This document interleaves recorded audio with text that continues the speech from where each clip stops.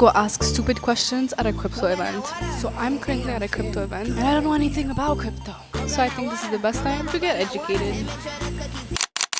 Why is crypto important and why should people know? I always know it was important and didn't understand how important it was until I came here, I guess. I think there's a couple different reasons, and I think crypto is to peer-to-peer transactions what cash was for history. So now that we're going into this digital future where people still want the ease of convenience of tap to pay and being able to send money to people and transact business to business, crypto gives us autonomy and freedom relative to having intermediaries involved in the middle of us. When you think about like Stripe, sometimes they'll stop your payment mid-transaction with somebody, or maybe somebody will do a chargeback to you as a business owner and they're charging you back even though you provided them the service or the goods. So I think crypto just removes these intermediaries that can have control over your transaction or potentially limit your freedom to transact with people peer-to-peer. So like cash is great because I can give you cash, you can give me cash, we're not getting taxed. Yeah. Nobody knows that that's happening. But crypto is one step in the future of, hey, you and I can do that, but we could be thousands of miles apart. Or say your mom is in a different country and you want to send her money to, build a house or something. It provides us these tools that maybe in the past we haven't had, or government has had a really strong hand in the middle of. That's such a good way to explain it. Qantas, what they're doing that's different is because they're saying that Bitcoin, Solana, and Ethereum has the threat of quantum computer. So what is quantum computer and why is Qantas not threatened by that and Solana and other coins are? Asterisk,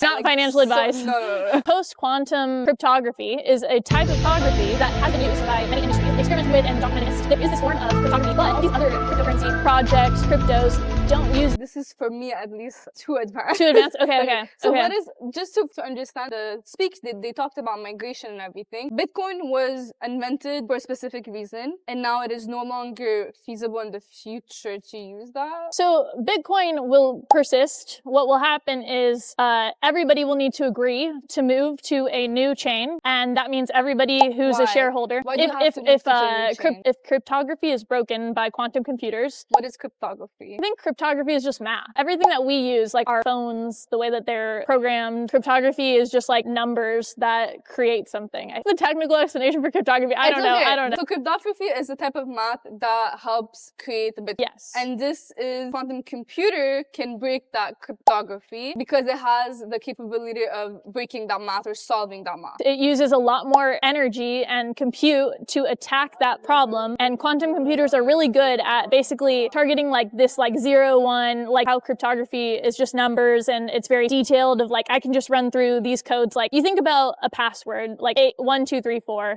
There's 4 options in that. Like it's not too hard for an average person to like work through numbers to like eventually break that code. And then using so much compute that it can run through so many more calculations. This is how I think of this in my head. I don't know if this is technically correct. I think this is basically means you could work to uncover private keys, which are what keep people's individuals holdings. Does that quantum computer exist or is it like a future threat? Computers, but they're few far in between and they're not working on things like this. It would mostly be like in a research context. So quantum computers exist, but like individually owned or like outside of a governmental research organization, it's not currently something that exists. Okay.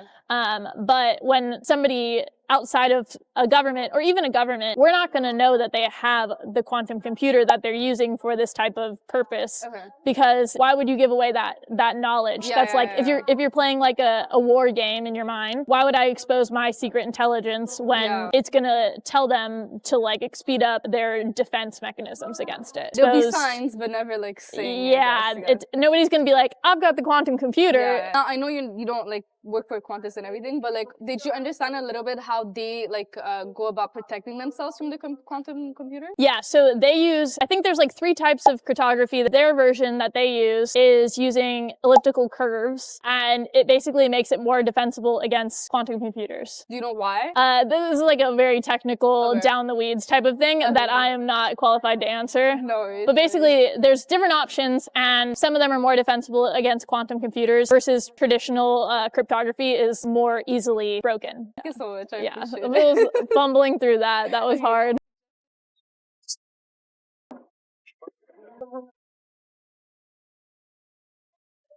It's going to make me rich. Qantas is going to make... I'm not a good person right now, but Qantas is going to make me a great person. And great people. And I'm ugly right now, but Qantas is going to make me sexy. rich.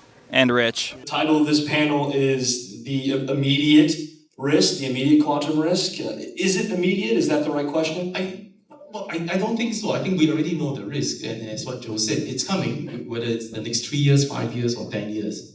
What we need to recognize is trying to migrate the existing public chains, the Bitcoins, the Ethereums of the world, to a quantum safe state. It's going to take more than 3, 5, or even 10 years. It's literally going to take decades. And so, to say that, oh, the risk is now, therefore you need to start the migration, is that you're probably already too late to start a complete migration. Now, what can we do to mitigate the risk such that we get the maximum value when the migration happens? So imagine trying to migrate 100 million people from existing wallet to a new wallet. So that has never been done in history. The only thing we can think back on was Y2K. And when I was doing COBOL programming then, we didn't need to migrate millions of users to do that. It was literally a B2B kind of system. The chance of scammers, trying to make money because of this whole post-quantum migration is going to be even higher than any of the earlier scams we have seen. The COVID scams and everything. It's going to be worse. Because we're looking at trillions of dollars of assets going to be moved. Okay, that's crazy. And that itself can probably open a whole new industry. So I would say education, awareness, and being able to lead the way in terms of helping people understand not just the risk. I mean, this event is great, right? I mean, brings these problems to the forefront. But beyond just the risk, but literally understanding what are the little intricacies when this or that happens, and let the people power, that's what Joe said, the people in control of their own destiny understand what they're doing during this migration. That's really, really tough. If we can even start that whole education awareness that hey, we're going to get this thing done in these few steps or these many steps, this is what's going to happen. Don't fall into silly get rich quick, or don't click on buttons you shouldn't click on. All that stuff that needs to be done. That's really, really hard. Because it's not a problem that technology can solve. It is a social problem. And this needs to get done as soon as possible so that people understand what to do. Right? So you ask me, that's probably what needs to get started. The tech is easy. 6 months, done. Easy. Yeah. But everything else is decades. And that's what we need to start first. Okay, so great news. We need to yap about it. That's awesome. We're on the case. You're so cute. Girl! Fucking love you. Today is Q Day. I recently found out that how Bitcoin became a thing, anonymous finding by Satoshi, right? Yep. And now, with my research, apparently people are talking about freezing Satoshi's millions.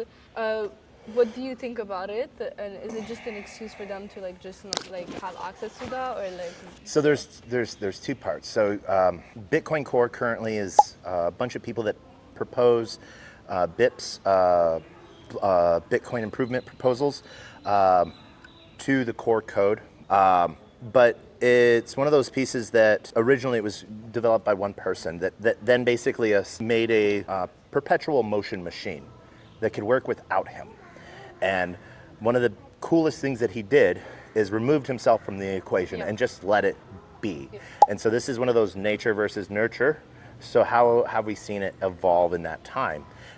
Versus more centralized entities and versions, whether Bitcoin Cash, Bitcoin SV, Satoshi Vision. The idea that not one person is in control, no central authority, gives it a legitimacy, no matter the price. Things can be sold for whatever. Who wants to buy it at what? And so it's and who's willing to sell. And so that's one of the coolest things about it. As far as freezing the Genesis wallet, one, it is just talk in some regards, because an entire fork of Bitcoin would be required to do that. But then one of the things that would really violate is the permissionless and immutability of blockchain. And the side of, just because he hasn't done anything with it doesn't mean it's still not his. Yeah, fair enough. And so I personally would be against anything like that. Yeah, that's the big piece on that, you know. And sometimes people create these hot topic conversations for no point other than to create a hot topic conversation, you know. And so, yeah. I have no idea what I'm doing, but I hope this helps.